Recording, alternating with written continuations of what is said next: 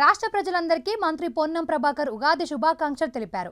Karimnagar camp కార్యాలయంలో నిర్వహించిన ఉగాది వేడుకల్లో పాల్గొని పూజా కార్యక్రమాలు నిర్వహించారు. ప్రజల ఆశీర్వాదంతో ఏర్పడిన ఈ ప్రభుత్వం ప్రజల సంక్షేమం కోసం కృషి చేస్తుందని మంత్రి పొన్నం తెలిపారు. నూతన తెలుగు సంవత్సర శుభాకాంక్షలైనటువంటి ఉగాది పండుగ శుభాకాంక్షలు. కరీంనగర్ ఉమ్మడి జిల్లా కాంగ్రెస్ పక్షాన అందరికీ ప్రజలంతా సుఖ సంతోషాలతో రాష్ట్ర వ్యాప్తంగా జిల్లా వ్యాప్తంగా సమృద్ధిగా వర్షాలు పడి వాడి పంటలతో ఆయుర ఆరోగ్యాలతో సుఖ సంతోషాలతో ఉండాలని ఈ ప్రజల ఆశీర్వచనంతో ఎన్నికైనటువంటి ప్రజాపాలన ప్రభుత్వంలో అన్ని రకాల కార్యక్రమాలు అభివృద్ధి సంక్షేమ కార్యక్రమాలు ప్రజల దాకా చేరే విధంగా ఆ భగవంతుడు అన్ని రకాల ఆశీర్వచనం ఇవ్వాలని సందర్భంగా కోరుకుంటూ ఉగాది అనేటువంటి మనకు తొలి పండుగగా ఈరోజు జరుగుతున్నటువంటి కార్యక్రమాలన్నీ సంవత్సర కాలం పాటుగా జరుగుతాయనే విధంగా మనమందరం కూడా మరి ఈరోజు మనకుండబడేటువంటి సాంప్రదాయాన్ని పాటించి పోతూ ఉంటాం. ఈ సందర్భంలో తప్పకుండా ప్రజల ఆశీర్వచనంతో ఎన్నికైనటువంటి ప్రభుత్వం ప్రజల సంక్షేమం కొరకు కృషి చేస్తుంది. ఎవరెన్ని మాట్లాడినా ఎవరెన్ని చేసినా ఇది ప్రజల కోసం ఇప్పటికే పేదలకు సంబంధించిన అనేక కార్యక్రమాలు చేస్తూ ఉంది.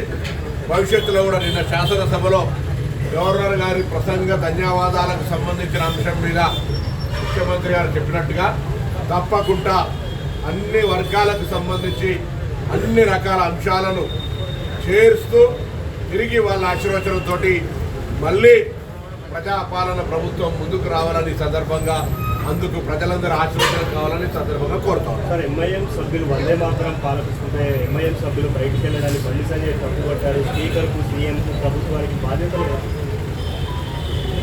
వారు కేంద్ర హోంశాఖ మంత్రి, వారు తప్పకుండా వారి ఆలోచన విధానాన్ని లిఖితపూర్వకంగా ఇవ్వచ్చు లేదా శాసనసభ స్పీకర్ గారికి కూడా దృష్టికి తీసుకోవచ్చు.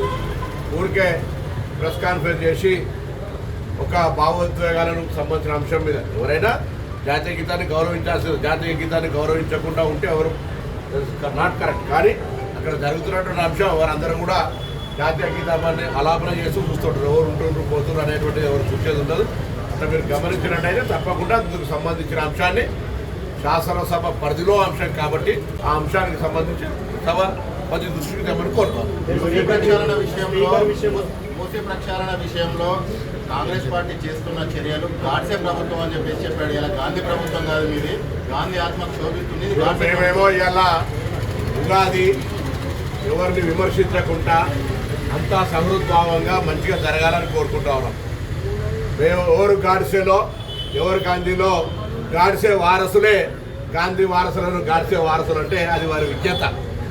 మేము ఎలా గాంధీకి సంబంధించినటువంటి స్మృతివనం పెడతామంటే ఒకవైపు విమర్శ చేస్తూనే అందుకు సంబంధించిన ఆటంకాలు కలిగిస్తూనే తిరిగి గాడ్సేగా అభివర్ణిస్తూ ఉన్నారు. వాస్తవంగా ఆంగ్లేయులకు వ్యతిరేకంగా స్వతంత్రం కావాలని 30 సంవత్సరాలు పోరాడినటువంటి గాంధీ తాతను జాతి పితను ఒక దెబ్బ కొట్టడం కానీ ఎక్కడ హింసించేటటువంటి ఆంగ్లేయులు ఉంటే స్వాతంత్రం వచ్చిన కొద్ది రోజుల్లోనే తుపాకీ పెట్టి కాల్చి చెప్పినటువంటి గాడ్సే వారసులు వాళ్ళు. ఇది జాతిపితకి ఇచ్చినటువంటి గౌరవం.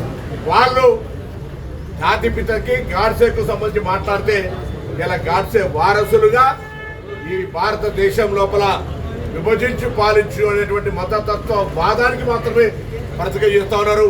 కాంగ్రెస్ పార్టీ అన్ని మతాలకు అన్ని కులాలకు అన్ని ప్రాంతాలకు నెహ్రూ గారి నుంచి మొదలుపెట్టుకుంటే ఈరోజు భారతదేశం విద్య వైద్య ఇరిగేషన్ రంగాల్లో ప్రపంచంతో పోటీ పడే విధంగా ఉంది అంటే వారు ఇచ్చినటువంటి ప్రణాళికలు. పివి నరసింహారావు గారు మన జిల్లా బిడ్డ ఇచ్చినటువంటి ఆర్థిక సంస్కరణలు ఈరోజు భారతదేశం పురోభివృద్ధి కృషి చేసినాయి. నేను అడుగుతున్న 12 సంవత్సరాల్లో నరేంద్ర మోడీ గారు ఊరికనే మాటల గారడి తప్ప ఈ దేశానికి సంబంధించి నిర్మాణాత్మకంగా జరిగిందో చెప్పే ప్రయత్నం చేయండి.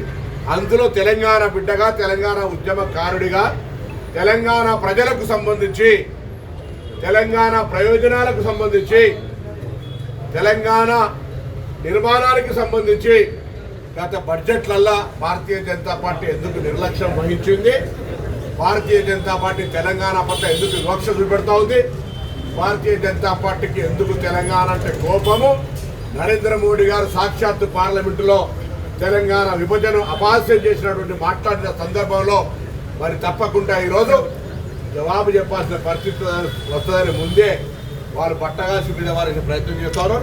ఎవరు ఎన్ని మాట్లాడినా తెలంగాణ ఇచ్చిన సోనియా గాంధీ, తెలంగాణ ప్రయోజనాలను కాపాడే కాంగ్రెస్ పార్టీ, తెలంగాణ ప్రజల సంక్షేమం కొరకు ఎవరన్నీ మాట్లాడినా సబర్మతి డెవలప్ చేసుకుంటే తప్పులేంది.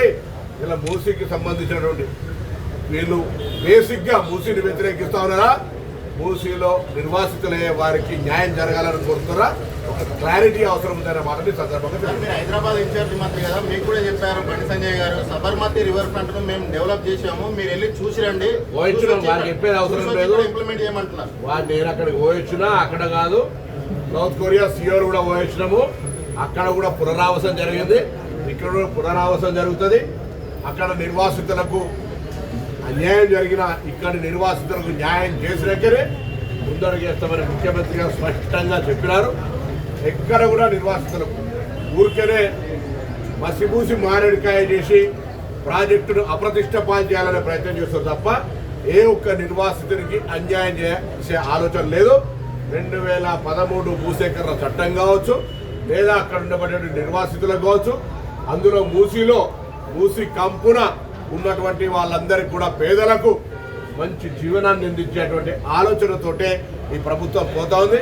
అబద్ధాల పునాదుల మీద ఆందోళన కలిగేసే ప్రచారాన్ని మానుకొని తెలంగాణ నుంచి ప్రాతినిధ్యం వహిస్తున్నటువంటి బండి సంజయ్ గారు కానీ, కిషన్ రెడ్డి గారు కానీ, తెలంగాణ 10 సంవత్సరాలు పాలించినటువంటి టీఆర్ఎస్ పార్టీ తెలంగాణ అభివృద్ధికి సహకరించాలని కోరుతాం. సార్, జీవన్ రెడ్డి విషయంలో కాంగ్రెస్ ఏం చేయబోతుంది సార్? ఇప్పుడు కాంగ్రెస్ పార్టీ నాయకత్వం నిన్న కూడా మా సహచార మంత్రి చెప్పినారు, పార్టీ నిర్ణయం తీసుకుంటారు, ఎవరు కూడా పార్టీ విడిచిపెట్టుకోవాలని కోరుకుంటున్నారు. సార్ అంటే సీఎం గారు తొక్కుకుంటూ వచ్చిన కామెంట్స్ మీద కూడా బండి సంజయ్ మాట్లాడారు, కాంగ్రెస్ లో సీనియర్లనే తొక్కి ఆయన తొక్కుకుంటూ రావడం ఏంటి అని చెప్పేసి. ఇప్పుడు బండి సంజయ్ గారి లాంగ్వేజ్ ఒక తరీకు ఉంటుంది, నా లాంగ్వేజ్ ఒక తరీకు ఉంటుంది, ఇంకోటి లాంగ్వేజ్ ఇంకో తరీగా ఉంటుంది. బండి సంజయ్ గారు కూడా పాపం భారతీయ జనతా పార్టీలో చాలామంది సీనియర్లు ఉన్నారు, పాపం ఏం కాకుండా కూడా వాళ్ళ వయసు దాటిపోయినటువంటి వాళ్ళ పరిస్థితులలో కార్పొరేటర్గా అదృష్టం కలిసి వచ్చినా, మీరు ఇంకోరు తొక్కుకుంటూ వచ్చినా, ఏదైనా కారణం కావచ్చు, మీరు రాష్ట్ర అధ్యక్షులు కాగలిగినారు, ఈరోజు రాష్ట్ర ఆల్ ఇండియా ప్రధాన కార్యదర్శి కాగలిగినారు, ఎంపీగా అయినారు, కేంద్ర మంత్రి అయినారు. అది మీ అదృష్టం. దానికి సంబంధించి మీరు తొక్కుకుంటూ వచ్చినా, లాంగ్వేజ్ వాడతారా, ఇంకోటి మీ ఇష్టం. వారు కూడా అవును కాంగ్రెస్లో చాలామంది సీనియర్లు ఉన్నప్పటికీ వారికి అదృష్టం, వారు ఆ విధంగా మరి పిసిసి అధ్యక్షులైనారు, పార్లమెంటు సభ్యులైనారు, ముఖ్యమంత్రి అయినారు. సో ఇది ఎవరెవరు లాంగ్వేజ్ టర్మినాలజీ, ఎవరు మతం అంటారు, ఎవరు దేవుడు అంటారు, ఎవరు గాడ్సే అంటారు, ఎవరు గాంధీ అనేది ప్రజాస్వామ్యం. అందులో ఉగాది పూట అందరూ సర్వేజన సుఖినోభావం అనుకుంటారు కాబట్టి అందరూ అన్ని రకాలు బాగుండాలని కోరుకుంటాను. ఎవరెవరు చుట్టుకుంటూ వచ్చినా, ఎవరెవరు అదృష్టం ఉన్నా అందరూ బాగుండాలని మాత్రం మేము కాంగ్రెస్ పార్టీ సర్వేజన సుఖినోభావ, మా పార్టీ ఎప్పుడు సామాజిక న్యాయము, ప్రజా సమస్యలు, ప్రజల సంక్షేమం కోరుకునే పార్టీ కార్యకర్తలుగా మేము కాంగ్రెస్ పార్టీ తరఫున అందరూ బాగుండాలని మరొకసారి ఆ భగవంతుని ప్రార్థిస్తాం. కేటీఆర్ హరీష్ మాట్లాడుతూ ధన్యవాద తీర్మానం మీద ప్రసంగం లాగా లేదు, అది గాంధీ భవన్ ప్రసంగం లాగా ఉందని చెప్పేసి వాళ్ళు రాజకీయంగా ఏం మాట్లాడకపోతే వాళ్ళ ఉనికి ఎక్కడిది, ఏదైనా మాట్లాడకపోతే వాళ్ళ ఎగ్జిస్టెన్స్ ఉంటుంది కదా. ఏదో ఒక విమర్శ చేయకుండా అవునవును భజన తాలి తప్పట్లు కొడితే వాళ్ళను ప్రజలు హర్షించారు కదా. ఏదో ఒకటి మాట్లాడాలి, మాట్లాడతారు, వాళ్ళ డ్యూటీ అది. కాబట్టి వాళ్ళని పెద్ద మీరు సీరియస్గా తీసుకొని అయ్యో వీళ్ళు ఇట్లా అన్నారని ఇలా ఉగాది జరుపుకోకుండా ఉంటే అంత పరిస్థితి బరాబర్ ఉగాది వాళ్ళు అనేది అంటూ ఉంటారు. కాంగ్రెస్ పార్టీ ప్రజల ఆశీర్వచనంతో గెలిచింది. మేము చెప్పిన కార్యక్రమం చేసుకుంటూ పోతాను. ఎవరు అడ్డం వచ్చినా కాంగ్రెస్ పార్టీ ప్రజా సంక్షేమం కొరకు కృషి చేసుకుంటూ పోతూనే ఉంటుంది. అందరికీ